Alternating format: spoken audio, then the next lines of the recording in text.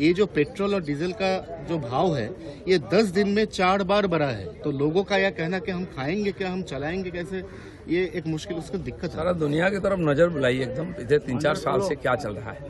कुछ देशों में तो पेट्रोल डीजल मिलता ही नहीं है, रात भर लोग लाइन में खड़े रहते हैं। लेकिन माननीय प्रधानमंत्री जी ने ऑयल कंपनियों को नुकसान होते हुए भी लोगों को राहत दी थी। लेकिन आज इस स्थिति में पहुंच गया कि कुछ ना कुछ दाम बढ़ाना पड़ेगा।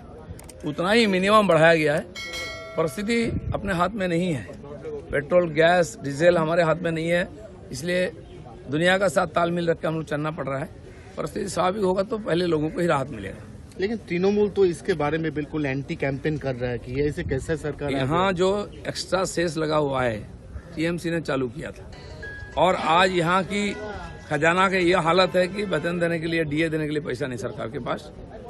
उसका भी हम लोग रास्ता निकाल रहे हैं। माननीय मुख्यमंत्री केंद्र सरकार के साथ बात कर रहे हैं, उसका समाधान निकले। दूसरा जो काम बाकी था, चाहे जीआरएमजी हो, आवास योजना का काम बाकी था, वो शुरू हो जाएगा। उसके लिए फंड भी आ रहा है, बाकी भी शुरू होगा। विशेष परिस्थिति है दुनिया की, और हमारी बंगाल की भी स्थिति थोड़ा नाजुक है, इसलिए थोड़ा समय इंतजार करना पड़ेगा, थोड़ी सी सेक्रीफाइस करनी पड़ेगी। दादा, ममता बनर्जी ने कल एक फेसबुक में उन्होंने बताया कि जून के महीने में इंडिया के जो गठबंधन है उसको शुरू किया जाए। ममता बनर्जी को अब स्थिति है कि पब्लिक के सामने आने की हिम्मत नहीं हो रही है, इसलिए फेसबुक में आपको लाइव करना पड़ रहा है, मैसेज देना पड़ रहा है। फेस टू फेस बोलिए ना, क्योंकि वो अधिकार खो चुके हैं।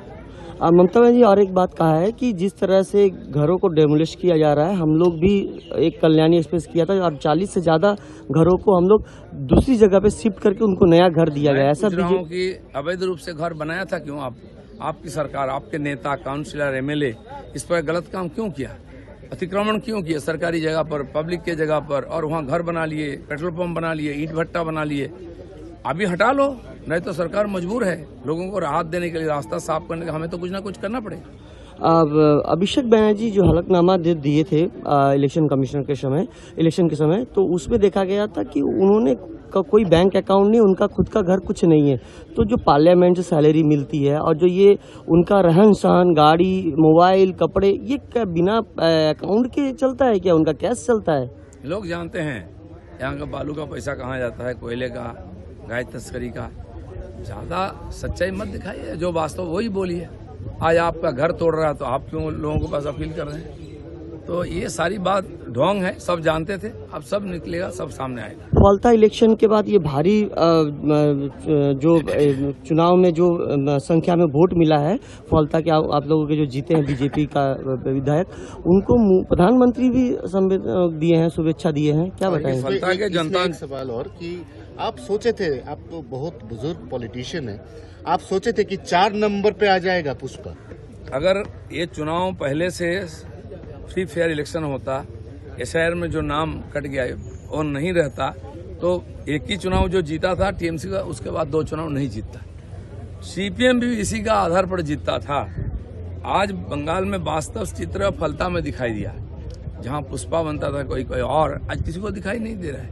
वहां अस्तित्व ही नहीं है टीएमसी का, और पूरे बंगाल में टीएमसी का यही हाल होने वाली है। दादा, आखिरी सवाल, ममता बनर्जी ने फीफा का जो राज्य सरकार जो फीफा का जो स्टैचू तोड़ा है, उसको लेकर ममता बनर्जी कह रही कि अंडर 17 के जो आदमी सेल्फी ले रहे थे, ये क्या फीफा को पूछ करके वो स्टैचू बनाया था जो भर्ती में?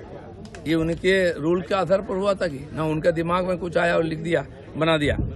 कैसे? और ऐसा अजूबा कहीं नहीं देखा किसी ने। इसका मतलब लोगों को समझ नहीं आता, इसलिए फोटो खींच के लोगों को दिखाते, देखो ये चीज बंगाल में ही है।